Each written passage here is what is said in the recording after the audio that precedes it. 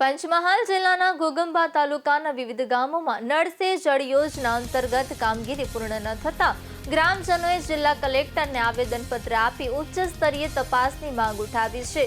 ઘોગંબા તાલુકો આદિવાસી અને પછાત વિસ્તાર ધરાવતો હોવાથી કેન્દ્ર અને રાજ્ય સરકાર દ્વારા જલ જીવન મિશન હેઠળ કરોડો રૂપિયાની ગ્રાન્ટ ફાળવી દરેક ઘરમાં શુદ્ધ પીવાનું પાણી પહોંચાડવાનો હેતુ રાખવામાં આવ્યો હતો। જો કે વાસ્તવિક સ્થિતિ સરકારી રેકોર્ડથી બિલકુલ વિપરીત હોવાનો આક્ષેપ ગ્રામજનોએ કર્યો છે। સરકારી જલ શક્તિ પોર્ટલ પર ઘણા ગામોમાં યોજના 100% પૂર્ણ દર્શાવવામાં આવી છે, જ્યારે હકીકતમાં ઘણા ગામોમાં નળ કનેક્શન નથી અથવા નળ હોવા છતાં પાણી મળતું નથી। પરિણામે ગ્રામજનોને પણ પાણી પીવાના માટે પાણી મુશ્કેલીઓ વેઠવી પડી રહી છે।